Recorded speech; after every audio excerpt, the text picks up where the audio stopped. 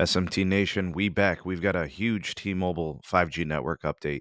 The reason why this one is big is because this is showing progression and it looks like there's some really interesting advanced level 5G networking going on here.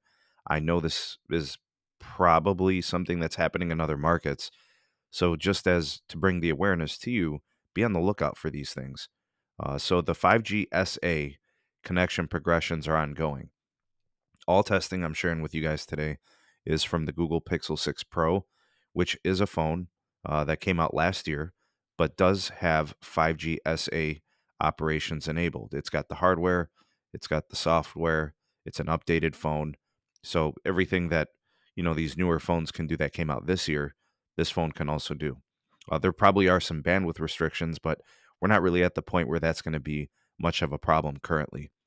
Okay, so last week I shared with you all a video where I had the N71 connection with N41. So it was a two carrier aggregation combination on SA5G.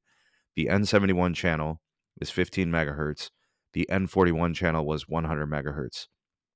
And I saw huge uplink improvements. Now it's very inconsistent. It's not that reliable. It's not that stable. But again, we're at the early onset of this.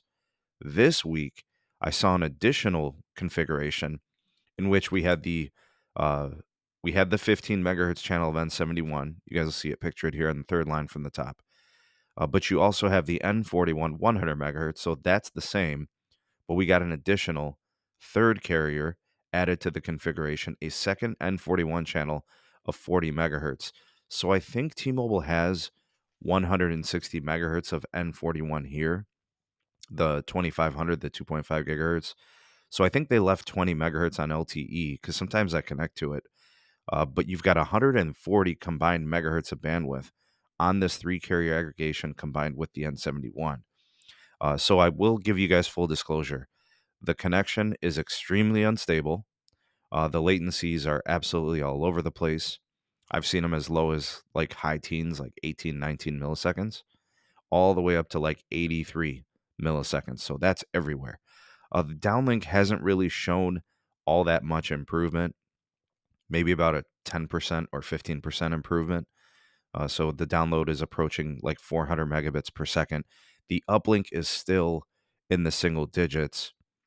Uh, Again, it's unstable. The SINAR between like 3 and 25, so from poor to very good. It's unstable. Frequently popping in and out of the LTE 5G and 5G UC, kind of going back and forth in these different modes. But this does show progress on the SA 5G operations.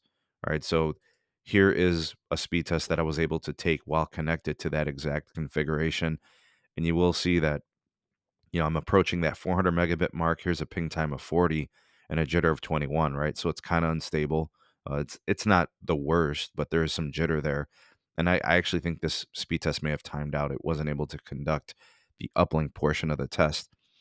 But we are seeing a lot of progression here. What we have here is the Sprint assets getting put to good use. T-Mobile on the cutting edge. This is fun and exciting. We've got technological advances happening on SA5G. T-Mobile obviously being the first to all of these things and letting people know it's part of their whole like marketing and their 5G leadership. Obviously, there's a lot to improve. There's a lot to work on. I think the performance and stability should be the most primary focus at this point. But be on the lookout for these really cool and interesting things that are happening here.